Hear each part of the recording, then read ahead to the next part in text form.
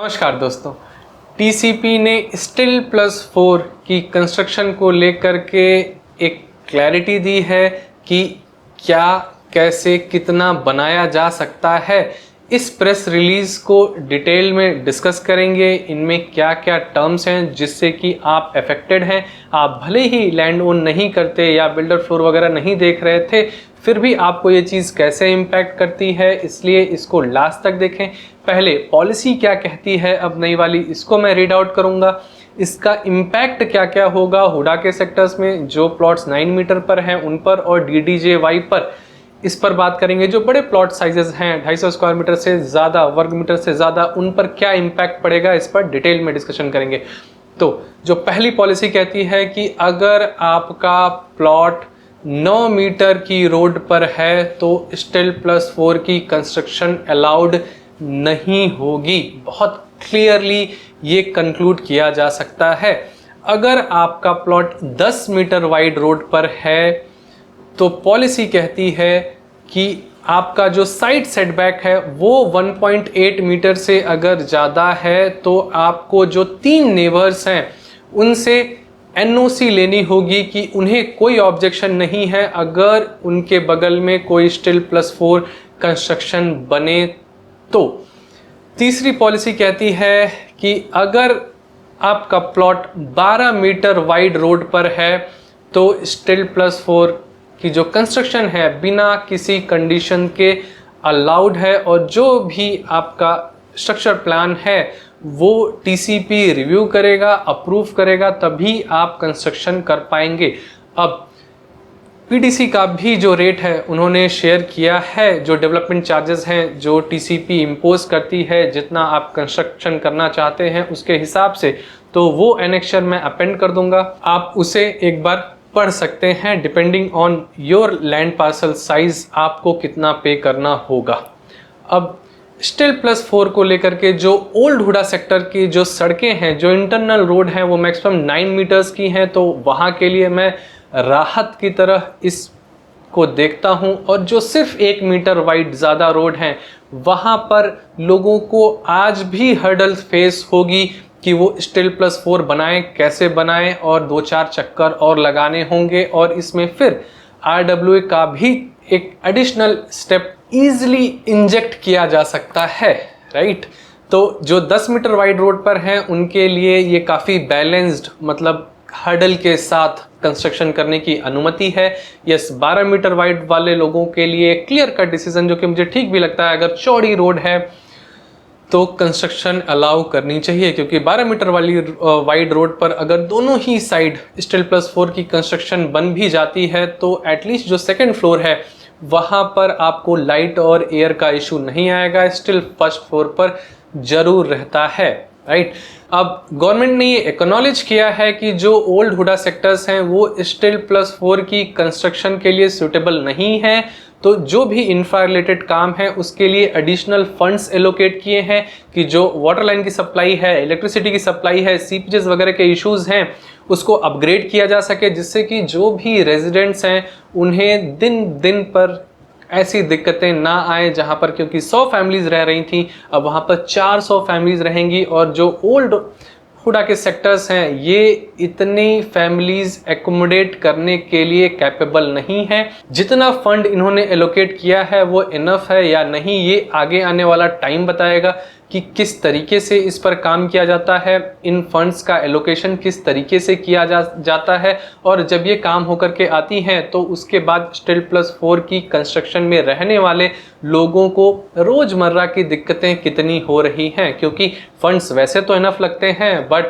Government ने issue किया और वो कॉन्ट्रैक्टर तक कितना पहुंच रहा है और कॉन्ट्रैक्टर उसे एक्चुअली अपग्रेड कितना कर रहा है, ये दिक्कत सबसे ज़्यादा है। क्योंकि जो सेक्टर 10A के कुछ जो इंटरनल सेक्टर्स रोड हैं ऑन पेपर वहाँ पर जो सीपरेज के पाइपलाइंस डली हुई थी, बट जब उसकी खुदाई हुई तो पता चला वहाँ पर तो कोई पाइपलाइन ही नहीं है, और सबसे ज़्यादा डूबा हुआ सेक्टर वही था। आई एम श्योर कि जो और भी सेक्टर्स हैं उनमें भी कहीं ना कहीं यही सारी दिक्कतें होंगी कि पेपर पर कुछ और पाइप के साइजेस मेंशन्ड हैं और जब आप डिग करते हैं उसे एक्चुअली देखते हैं तो कुछ और निकलती हैं। तो यस, ये सीधा सीधा करप्शन है। बट अगर ये पैसा पूरा का पूरा गवर्नमेंट लगा देती है तो यस, आई एम श्योर कि जो यहाँ के लोग हैं एटलीस्ट रोज़मर्रा की दिक्कतें, पानी की सप्लाई, इलेक्ट्रिसिटी की सप्लाई और जो सीपरेज वगैरह दिक्कतें हैं वो नहीं होंगी। यस, जो 10 मीटर वाइड वाले रोड पर आज स्टील प्लस 4 कंस्ट्रक्शन की बात कर रहे हैं वो आज भी बहुत ही ज़्यादा कंजेस्टेड होंगी, जैसे कि DDJY के जो प्लॉटिंग डेवलपमेंट्स हैं उनसे भी ज़्यादा कंजेस्टेड होंगी, क्योंकि यहाँ पर कुछ स्टील प्लस 4 की कंस्ट्रक्शन हो सकती है, कुछ नॉर्मल कंस्ट्रक्शन हो सकती है। सभी लोग उसे डिमोलिश करके वापस से कंस्ट्रक्शन नहीं करने वाले, तो कुछ कार आपको रोड पर भी खड़ी मिल सकती है। तो 9 मीटर के लिए आप इजीली देख सकते हैं कि 4 से 5 मीटर यही निकल जाता है, तो जो रोड काफ़ी नैरो बचती है। जो 10 मीटर वाइड वाले रोड पर हैं, हालांकि कमी है, या तो 9 की है या 11 और 12 वगैरह की रोड्स हैं, बट अगर 11 वाली रोड्स भी हैं, इवन 12 वाली रोड्स भी हैं, तो उन्हें भी इस तरीके के रोज़मर्रा की दिक्कतें ज़रूर झेलनी होंगी।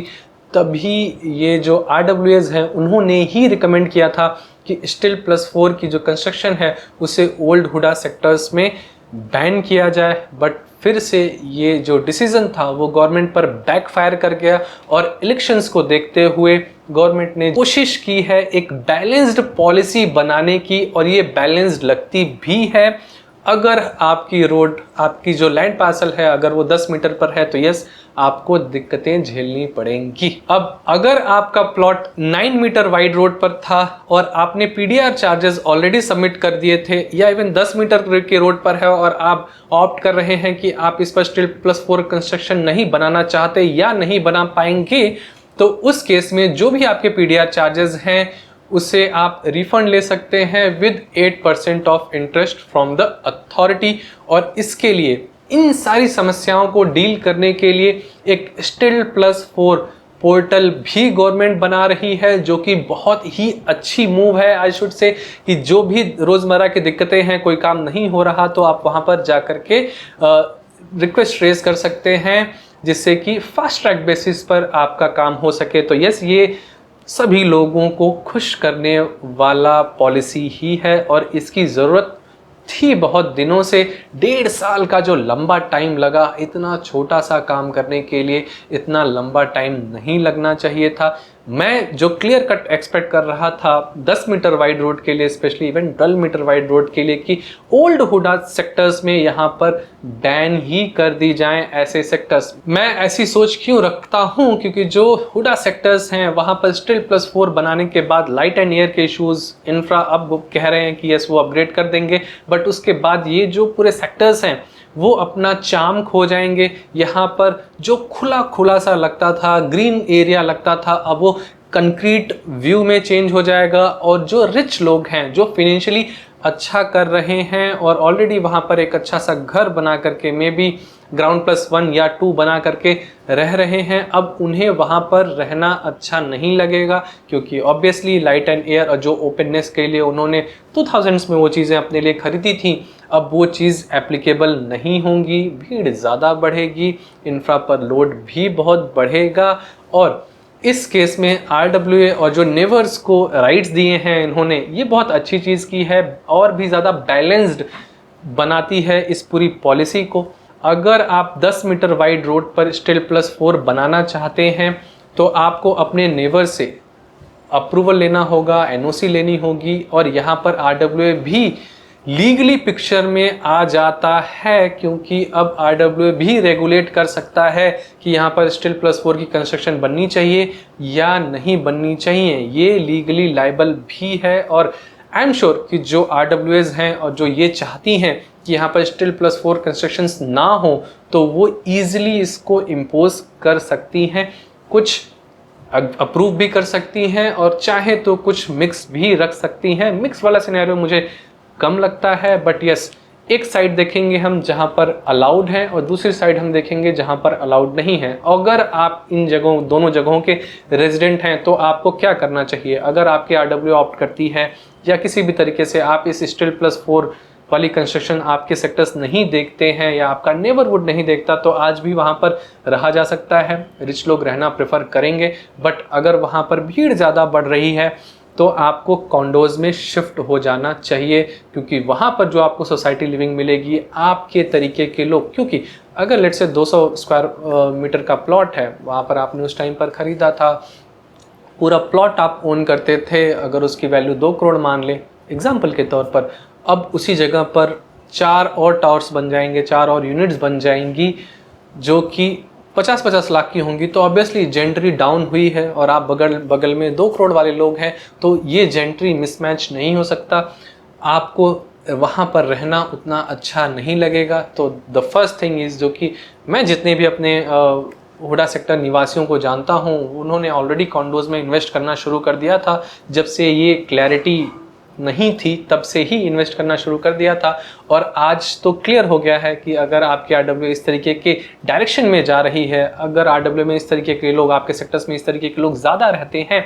तो आपको वहाँ से मूव आउट होना चाहिए, अपना जो एग्जिस्टिंग स्ट्रक्चर है उसे डिमोलिश करना चाहिए और वहाँ पर स्टिल +4 की कंस्ट्रक्शन करनी चाहिए। भले आप बिल्डर के साथ बना सकते हैं या इंडिपेंडेंटली भी बना सकते हैं, कॉन्ट्रैक्टर हायर करके उसे सेल नहीं करना। आई रिपीट, आपको किसी भी तरीके का कोई भी लैंड पार्सल हुडा के सेक्टर्स में आपको सेल नहीं करना, क्योंकि जो स्टिल +4 की न्यूज़ आने से ऑलरेडी एक जंप आया हुआ है, और यहाँ पर जो हुडा सेक्टर्स हैं वो कनेक्टिविटी के मामले में बहुत ही बेहतरीन है, तो यहाँ से एक अच्छा रेंटल और एप्रिसिएशन लिया जा सकता है। और उस रेंटल से आप जब कॉन्डोज में शिफ्ट हो रहे हैं तो वहाँ की EMIs भी पे की जा सकती हैं, राइट। तो आप लाइफस्टाइल भी अपग्रेड कर रहे हैं और जो आपके एडिशनल एक्सपेंसेस आ रहे हैं आप इसको यहाँ से एडजस्ट भी कर रहे हैं। भले ही अगर आपका प्लॉट 9 मीटर वाइड रोड पर है तो आई एम श्योर कि वो 10 मीटर वाइड रोड से ज़्यादा खुला होगा, तो आप ऑप्ट कर सकते हैं कि 9 मीटर वाइड रोड पर आप अगर खुद भी रहना चाहें, अगर आपने कुछ विला वगैरह बना रखा है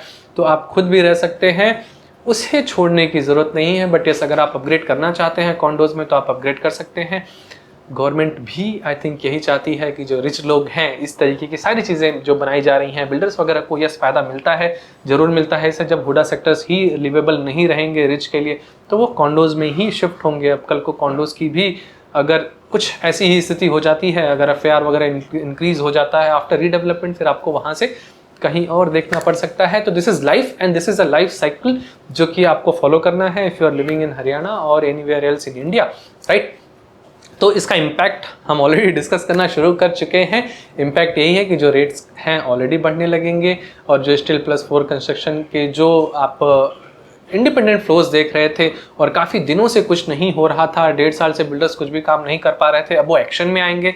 अभी भी 6 से 7 महीने लगेंगे उनको एक्शन में आने में। अब 2 साल का जो नुकसान है वो जो इंडिपेंडेंट फ्लोर ओनर्स हैं उन्हें ही देना पड़ेगा। मतलब जब आप अपने लिए इंडिपेंडेंट फ्लोर तलाश रहे हैं, being a lower middle class और मिडिल क्लास बैकग्राउंड, तो आपको अब ज़्यादा पैसे खर्च करने पड़ेंगे। रेट्स और बढ़ने ही हैं, रेट्स कम नहीं होने। जो लोग हरियाणा के Tier 2 या Tier 3 टाउन में ऐसे लैंड पार्सल्स ओन कर रहे थे तो उनके लिए भी अच्छी खबर है, वहाँ भी 10 से 15% के आसपास, इवन 20% के आसपास भी कुछ कुछ केस में जंप देखने को मिल सकता है। DDJY के जो एग्जिस्टिंग लाइसेंसेस इशूड हो चुके हैं उनमें कोई इशू नहीं है, बट फ्रेश लाइसेंसेस DDJY के मुझे नहीं लग रहा कि अब गवर्नमेंट इस पर बात करना चाहती है। अगर करना चाहे तो आई थिंक हम भी अपनी रिकमेंडेशन वहाँ पर डाल सकते हैं कि जो DDJY की प्लॉटिंग स्कीम है उसे वापस से रिज्यूम किया जाए और 9 मीटर वाइड रोड पर जो नए सेक्टर्स हैं उनमें भी स्टिल +4 कंस्ट्रक्शन DDJY के तहत लाया जाए, क्योंकि इस केस में आप स्टिल +4 कंस्ट्रक्शन एक लोअर मिडिल क्लास के लिए 2 करोड़ से अंदर एक अच्छी सोसाइटी लिविंग डिलीवर करता है। लास्टली पॉलिसी में एक और अपडेट है। अगर बीइंग ए नेबर आप अपने नेबर के लिए स्टिल +4 की कंस्ट्रक्शन को डिसअप्रूव करते हैं, NOC नहीं देते हैं, तो इन फ्यूचर आप भी स्टिल +4 की कंस्ट्रक्शन नहीं कर पाएंगे, राइट। यहीं पर जो मैं बोला था RW पिक्चर में आ जाता है, और स्टिल +4 की कंस्ट्रक्शन अगर किसी सेक्टर में अलाउड नहीं है तो वहाँ पर नहीं होगी। तो 2 तरीके के लोग बहुत ज़्यादा, 2 तरीके के सेक्टर्स बहुत ज़्यादा होंगे, राइट। कि कुछ होंगे सेक्टर्स जहाँ पर प्रॉपरली स्टिल +4 होगा और कुछ जो होंगे यहाँ पर नहीं होगा। तो जो नहीं है वो ज़्यादा बेहतर है मेरे हिसाब से, राइट। अब जो नहीं है स्टिल +4 के कंस्ट्रक्शन, मैं गवर्नमेंट को यहाँ से रिक्वेस्ट करूँगा कि उन पे भी इंफ्रा का काम करना चाहिए।